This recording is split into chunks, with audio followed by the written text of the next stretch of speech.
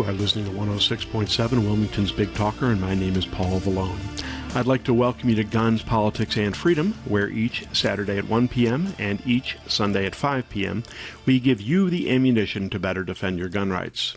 I'd also like to thank our sponsor, Hyatt Guns, America's largest gun shop.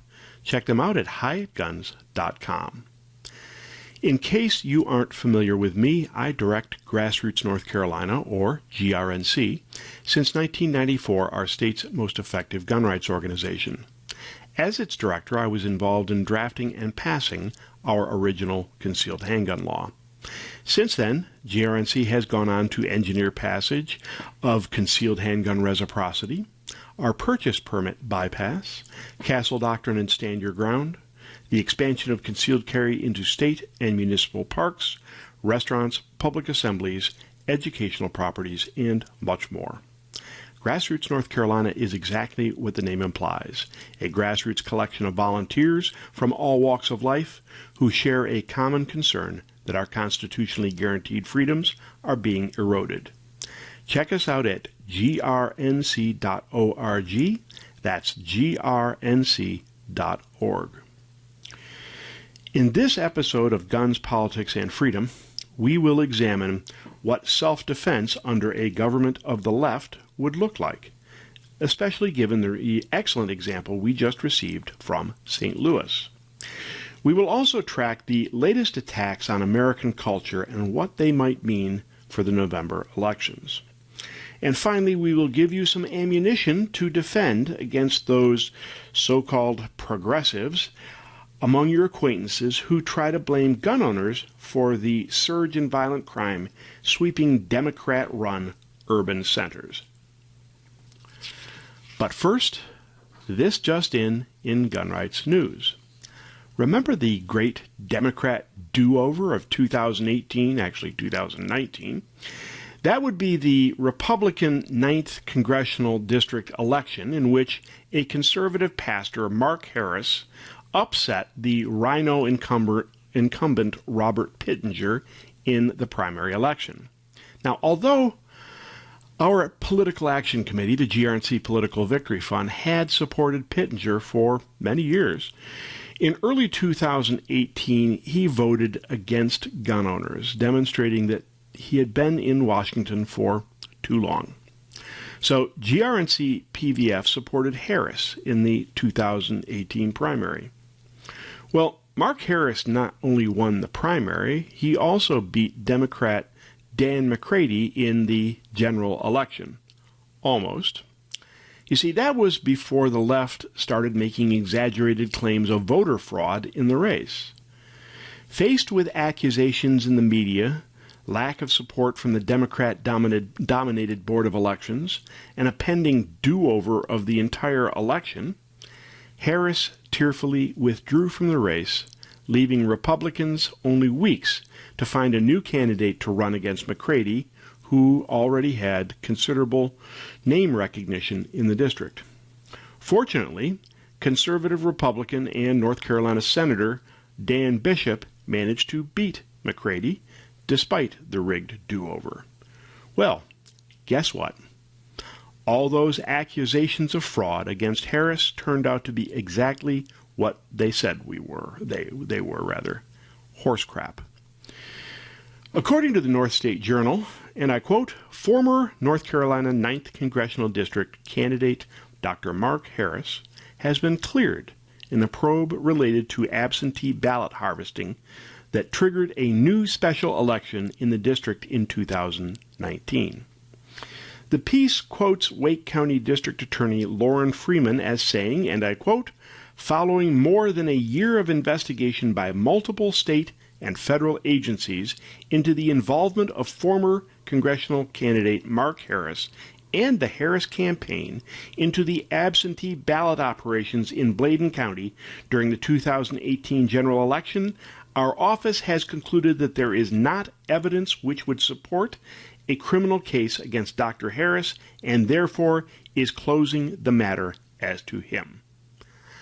Imagine that. Also, in the 2018 elections, Liberal, Democrat, anti-ICE sheriffs mysteriously won races in virtually every urban county across North Carolina. I'm still pondering that one. Since then, reports of delays in North Carolina concealed handgun permits and pistol purchase permits have dramatically increased, their issuance, that is.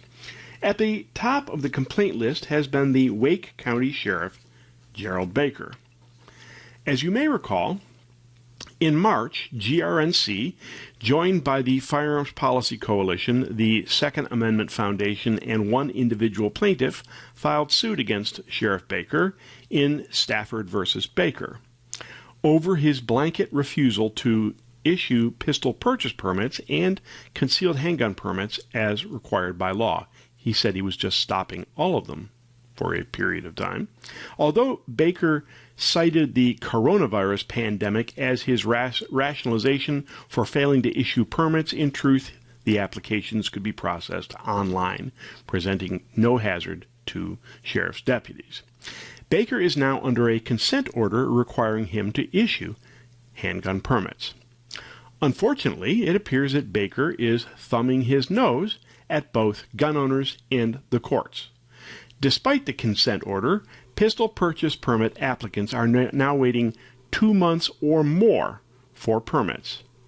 Now, because it is illegal to purchase a handgun in North Carolina without either a pistol purchase permit or a concealed handgun permit, Baker's obstructionism effectively denies North Carolina citizens of their right to purchase firearms at precisely the moment nationwide civil unrest has created record numbers of people who are seeking guns for self-protection. So, I just sent a little letter to Baker's lawyer. It goes as follows.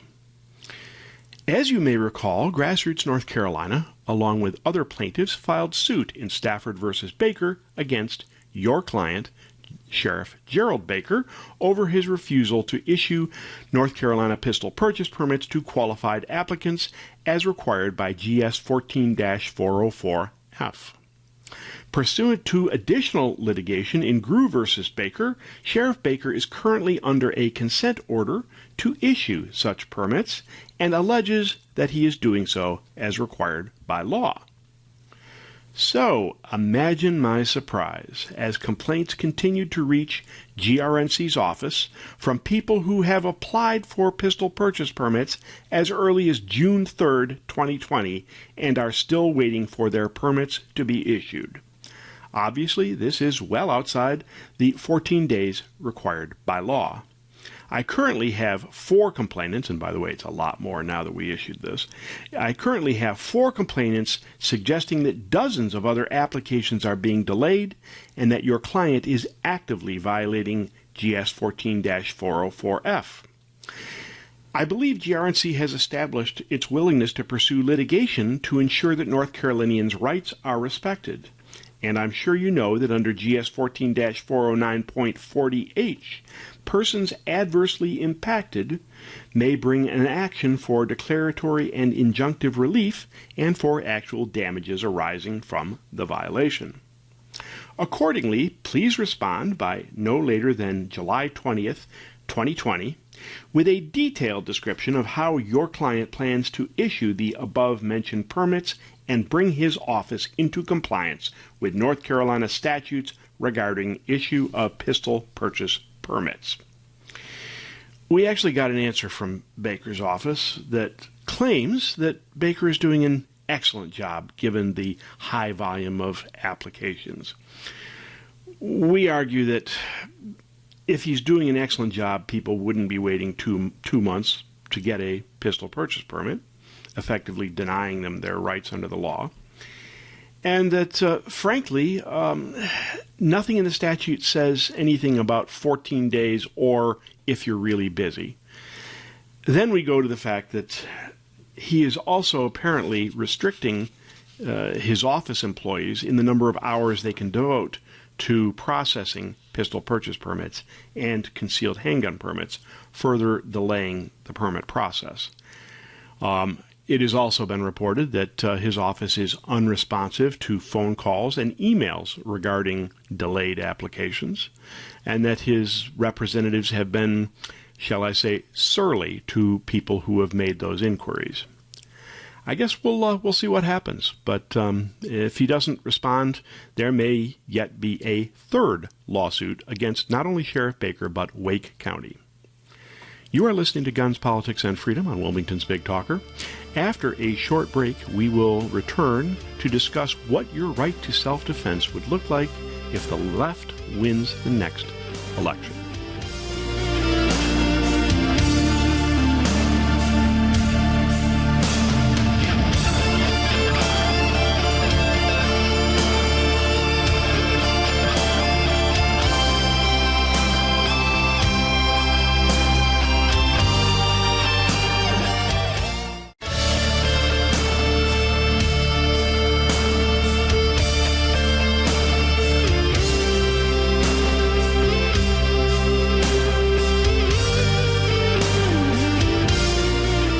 My name is Paul Vallone. You are listening to Guns, Politics, and Freedom today on Wilmington's Big Talker. Our show is sponsored by Hyatt Guns, America's largest gun shop. Check them out at hyattguns.com. Once upon a time, back in the dark ages of the 1990s, it was common for gun rights advocates to point to a particularly egregious cases in the world's gun ban capital, Britain, in which this or that citizen had the audacity to defend himself against violent crime, including home invasion, and ended up on the receiving end of a prison sentence for so doing. Thank God we don't live there, we used to say. Well, bad news. There has come to you, right here in the United States. So if you or anyone you know has ever said, I don't give a damn what guns they ban, they'll never get mine, I want you to listen carefully what will happen under the left if you ever, God forbid, have to use one of those guns for self-defense. At issue are a St. Louis couple you may have heard of, Mark and Patricia McCloskey, who had the joy of meeting some of those peaceful protesters you've been hearing about in the ostensibly mainstream media. And of course, a mob of those peaceful protesters crashed through the gate of the McCloskey's home and threatened to kill not only the couple, but even their dog. Now that would be the bright line for me. Nobody but nobody touches my dog. So what did the McCloskeys do? Well, they did what any sane, law-abiding citizen should do. They greeted the mob with guns. Mark McCloskey holding an AR-15 and Patricia an unspecified handgun. The irony is that these folks are liberals, even supporters of Black Lives Matter. And frankly, you could tell by their lack of gun handling skills in the video. Their attorney describes the pistol that Patricia pointed at protesters as, quote, inoperable. In any case, Even Money says that they are reconsidering their progressivism as we speak. But they discovered what all so-called progressives should understand, that it doesn't make a damn bit of difference to the leftist mobs that you are a progressive. The leftists, who said in a secret video of Bernie Sanders' campaign staff, quote, liberals go to the wall first. Make sure your left-leaning friends know that. So what did law enforcement do? Well, congratulate the McCloskeys on defending home and hearth? Yeah, right. St. Louis Circuit Attorney Kim Gardner started an investigation of the McCloskeys. Last week, the city served a warrant on a couple invading their home and confiscating their firearms. Meanwhile, in rolled the leftist death threats against the McCloskeys as rioters promised to show up at their house and burn it down. In response to the threats, the McCloskeys did another very sane, logical, and wrong thing. They called the cops.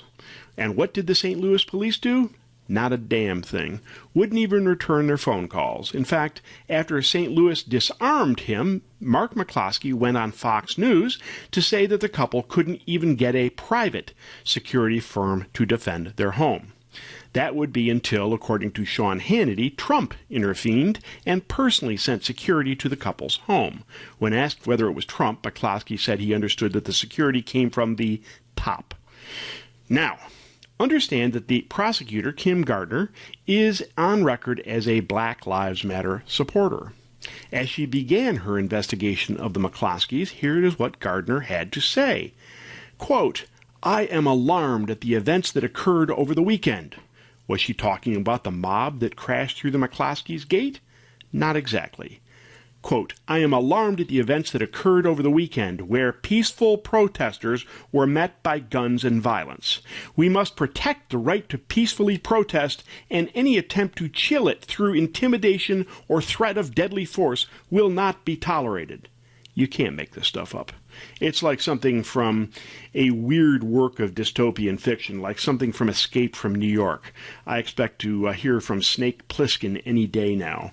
So, anyways, at last report, Mark McCloskey, who is himself a lawyer, has been advised that an indictment is forthcoming. This despite the fact that Missouri reportedly has a Castle Doctrine law not unlike the one Grassroots North Carolina passed here. In North Carolina, if somebody forcibly and unlawfully enters your home, your motor vehicle, or workplace, it creates a rebuttable legal presumption that you face an imminent threat of death or great bodily harm, which, of course, is the trigger for using deadly force in self-defense. Thankfully, this abuse of power and violation of the McCloskey civil rights is getting national attention. First, 12 Republican members of Congress have written to U.S. Attorney General William Barr arguing in defense of the Second Amendment rights of the couple. And on Thursday, Missouri GOP Senator Josh Hawley maintained the St. Louis Circuit Attorney's Office is improperly targeting the people and requested the Justice Department open an investigation into the case, as well they should, because these people's civil rights are being violated. Oh, and a little leftist hypocrisy for you. Those protesters who broke through the McCloskey's gate on their private street, well, they were on the way to the mayor's house. That would be the mayor protected by the guns that her minions don't want you, the peasant, to have. What happens next remains to be seen, but one thing is certain. Violent mobs will get a pass. The criminal who gets prosecuted will be you. And with a Democrat-controlled Congress and Department of Justice, pleas for justice in the face of violation of your civil rights, like that made by Senator Hawley for the McCloskeys, will fall on deaf ears. You may have heard the phrase first uttered by Admiral Oliver Hazard Perry during the War of 1812. We have met the enemy, and he is ours. And you may have heard the play on that utterance from Walt Kelly, who drew the comic strip Pogo in the 1960s, when he said, "We have met the enemy, and he is us." Nowhere has that been truer than within the Republican Party. Most recently in a group calling itself Defending Democracy Together. Now, their name should be your first clue, since the left is fond of calling our republic a democracy in order to get you to ignore the limits of constitutional government in favor of all-encompassing government. But I digress. Defending Democracy Together has a lovely little front group running which calls itself Republican Voters Against Trump, or RVAT. I would argue they should drop the V and just call it Republicans Against Trump, or RAT. But in truth, that wouldn't be accurate, because many of these Republican voters might have once voted Republican in some election or another, but they are certainly not Republicans. And the ones who are what we call Republicans in name only, or rhinos. Led by once neoconservative, now nutcase Bill Kristol, once of the Weekly Standard, this band of leftist so-called Republican voters has set about trying to divide Republican voters from Trump, which will, if it succeeds, give the election to the leftists currently propping up the cardboard cutout calling itself Joe Biden. Yep, so-called Republican voters are pushing leftism. Perhaps the most absurd claim, said without a trace of irony, is that Trump is not a conservative. Incidentally, the claim was made on, of all places, black entertainment television, but anyways. Nope, defending America's borders, advocating the rule of law, opposing socialized medicine, stopping gun control, no conservative values there. I say this because some of your more impressionable friends may see their ads. Tell people who they are, what they stand for, and what their advocacy stands to do to our republic. let me tell you about the GRNC PVF Michael Bloomberg special. You killed his presidential bid, but he just won't go away. Billionaire megalomaniac Michael Bloomberg might not be president anytime soon, but he isn't done trying to dictate which legislators should claim to represent you. In fact, his plan is to do to North Carolina exactly what he did to Virginia. $60 million. That's how much Bloomberg plans to spend in order to turn purple states like North Carolina blue. His AstroTurf gun ban organization, Every Town for Gun Safety, has already started a $5 million campaign right here in your state. Worse, he has figured out that he gets more bang from the buck for if he spends on the down-ballot races, such as the State House and State Senate races, meaning even if Donald Trump and Republicans win Congress and the White House, you could still be saddled with Roy Cooper for governor and an anti-gun majority in the state legislature. If Democrats control the state, we will not only endure a gun control agenda that will include semi-auto bans and all the rest of the wish list, you will have to endure it for 10 years. Why? Because 2020 is a redistricting year. Democrats would get to draw districts. So like David against Goliath, GRNC's Political Action Committee, the GRNC Political Victory Fund, will fight Bloomberg. But we need your help. We do things, rather than throwing money at politicians, GRNC PVF does independent expenditures like mailings, radio advertising, phone alerts. All of this to elect candidates around the state who will defend your right to keep and bear arms.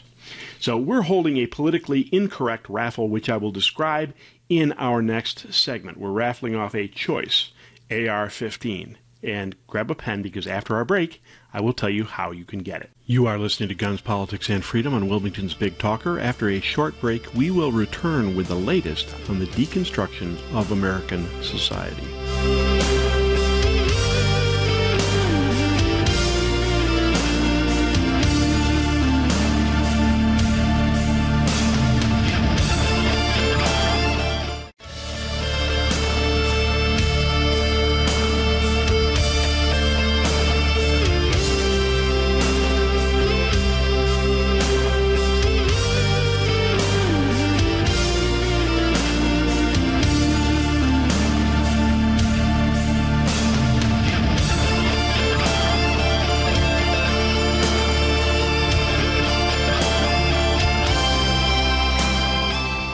My name is Paul Vallone. You are listening to Guns, Politics, and Freedom today at Wilmington's Big Talker. Our show is sponsored by Hyatt Guns, America's largest gun shop. Check them out at HyattGuns.com.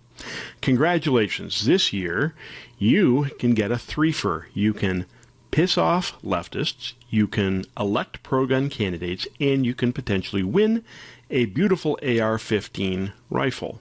We are raffling off, thanks to Hyatt Guns in Charlotte, a Rock River Arms LAR-15 in 5.56 with a forged lower receiver, a chrome moly 16-inch 1-9 barrel, single-stage trigger, 15-inch free float, I can say it, M-lock handguard, and all in a light modern style, weighs only 6.5 pounds. You need to buy a ticket for the GRNC Political Victory Fund raffle so we can elect pro-gun candidates. This is called the Michael Bloomberg Special because Michael Bloomberg intends to turn this state blue. You can get tickets by going to grnc.org. That's grnc.org. Although you aren't hearing about it as much recently in the ostensibly mainstream media, the deconstruction of America continues at breakneck pace. First, anarchist occupation zones continue to be set up in major cities, most recently Portland, Oregon, where leftist Mayor Ted Wheeler is not only enabling but encouraging violent protesters who are now in their 6th week of mayhem. Now he's trying to throw out the federal law enforcement agents that have been trying to protect federal properties.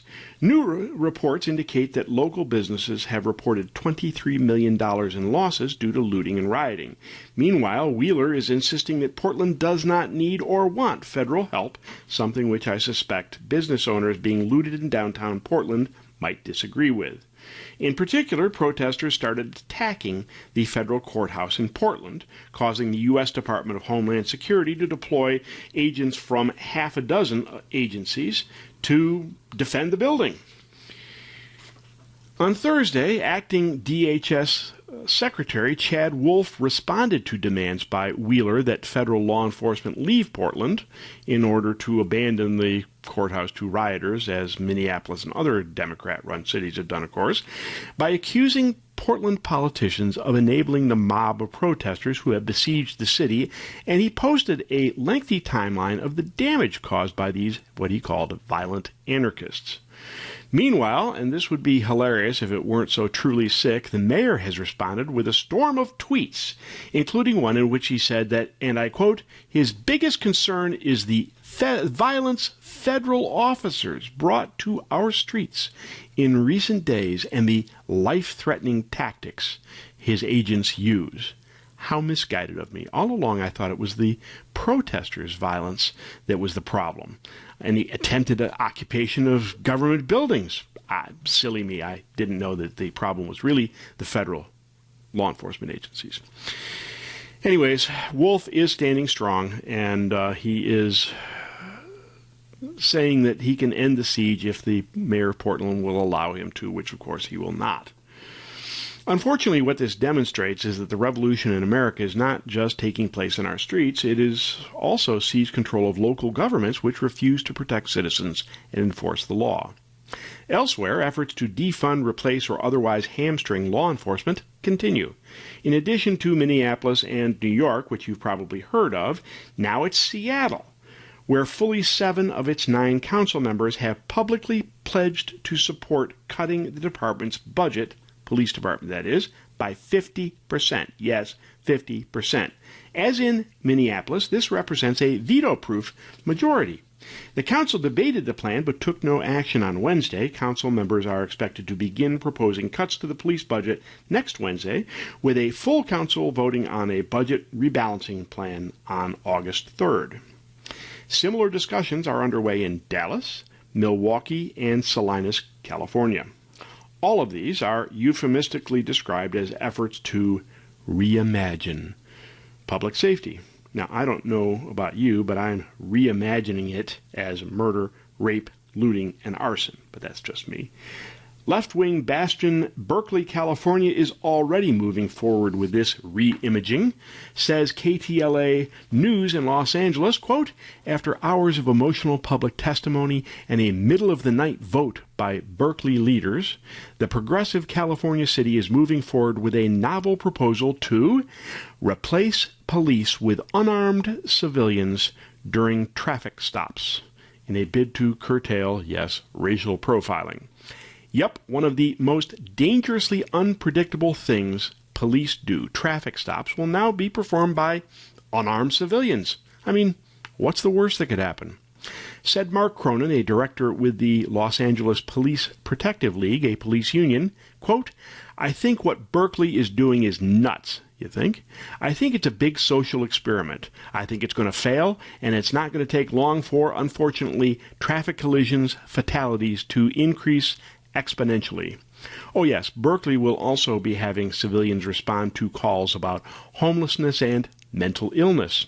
Not sure about you, but that is a job I will not be applying for anytime soon. As a part of all this progressive re-imaging, 2 things are happening. First, there is a hamstringing of police as well by leftist local governments.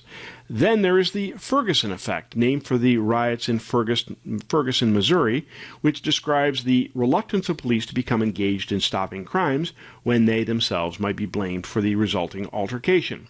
Of course, there are also the resignations, the sick-outs, the retirements, people avoiding law enforcement careers entirely, but forget about all that.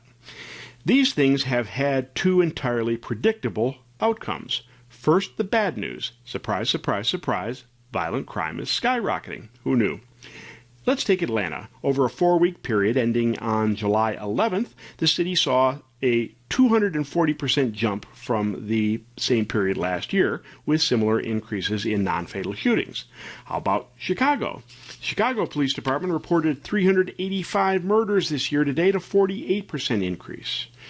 And that, by the way, was for a period that included before all this started. More recently, Chicago reported 31 murders from July 6th to July 12th, a 417% increase. The city saw 116 homicides during the most recent 28-day period compared to 41 the previous year. That's, again, a 400% increase.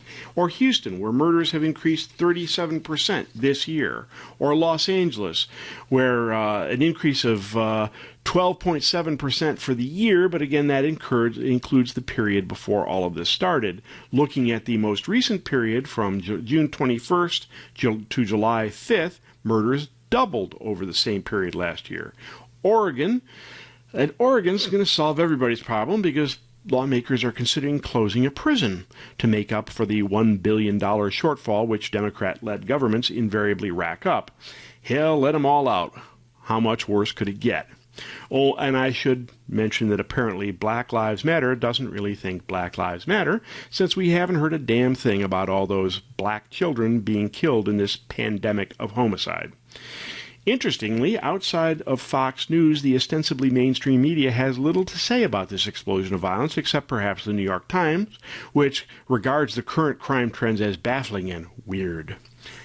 Let me say this for what it is. Leftists are killing hundreds of people, probably thousands in the long run. Leftist policies are the ones causing the explosion of violence, so leftists should shoulder the blame, which, of course, they won't. Now, that's the bad news, but as the cliche goes, every cloud has a silver lining. In this case, the silver lining is that a lot of Americans are finally waking up to the fact that police never could, and especially now, can't protect them. And so they're buying guns in a big way. In June, background checks for firearms were up 136% compared to the previous year. In fact, background checks in June were the highest since the FBI began conducting the checks 20 years ago. Indeed, more than 2.3 million guns were sold in June, a 145% increase from the previous year. All of this translates to lots of new gun owners, lots of people with new AR-15s who say, wait, what do you mean you want to ban my gun? Which means lots of new people introduced to our world, a world they will see is not populated by lunatics with deadly weapons, which is in fact a very polite world. People who will not immediately vote gun rights perhaps, but who will at least have their eyes open to the perspective. Right now, you are listening to Guns, Politics, and Freedom on Wilmington's Big Talker, 106.7 WilmingtonBigTalker.com. We're going to take a short break, and after that break, we're going to discuss who's really responsible for the explosion of gun violence. And who do you think they're going to hold responsible for the explosion of gun violence? Well, you, of course.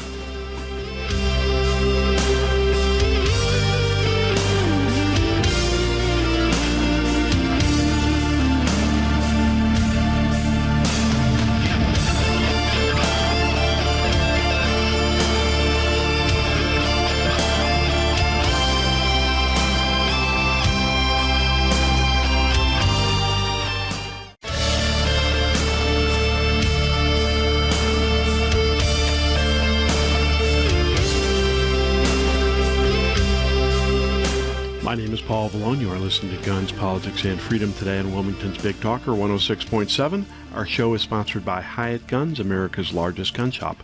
Check them out at hyattguns.com. By the way, the topic of our last segment, the Deconstruction of America, wouldn't be complete without at least mentioning the latest antics of our own little version of Seattle, Asheville. As an aside, to give you a flavor of Asheville, I should mention that I once addressed the Asheville City Council about its illegal posting of parks against concealed carry, and the guy that testified before me was Jesus. No, literally Jesus, or so he thought. He was addressing the council to tell them about the impending end of times. That'll give you a flavor. Anyway, on Tuesday night, that bastion of weirdness, the Asheville City Council, unanimously approved, wait for it, reparations for black residents.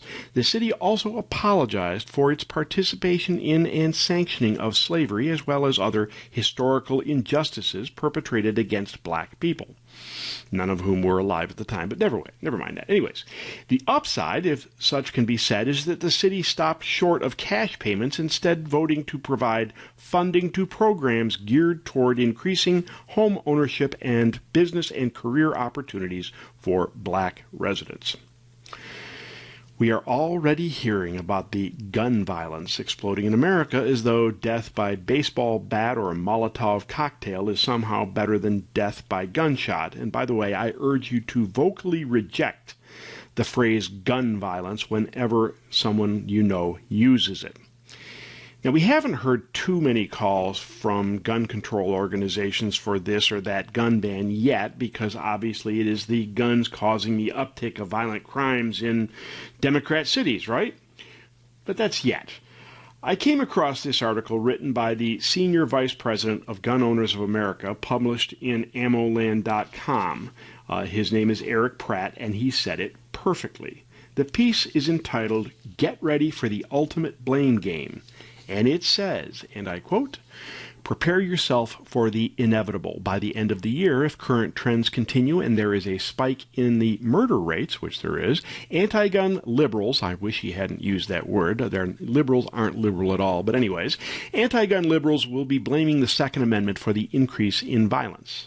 After all, they are already telegraphing their punches. Consider a couple of extremes. In talking about the violence around the nation, Fox News' Juan Williams claimed, and I quote, "It's all really being accelerated by easy access to guns. We are looking at gun violence."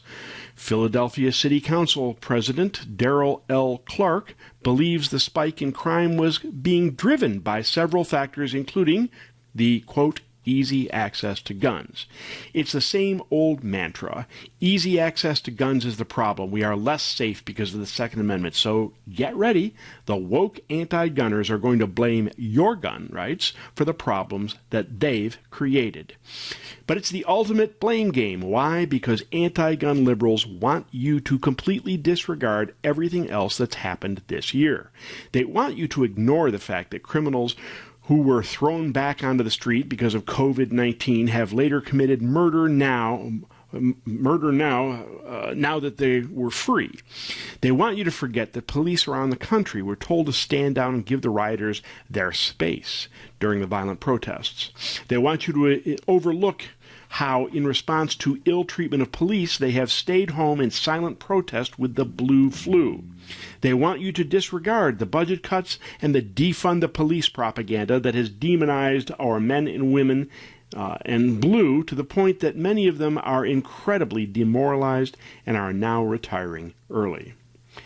If you discourage officers from enforcing the law, you'll get more crime. It's that simple. The wisest man to walk the planet, the famed King Solomon, predicted this 2 millennia ago. Quote, "When a crime is not punished quickly, people feel it is safe to do wrong." This is not rocket science.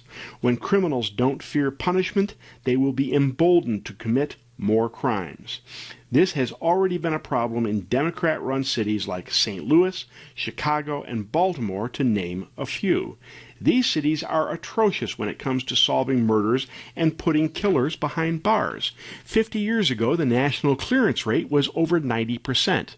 But in the Democrat cities mentioned above, the rate for solving murders had dropped to below 50%.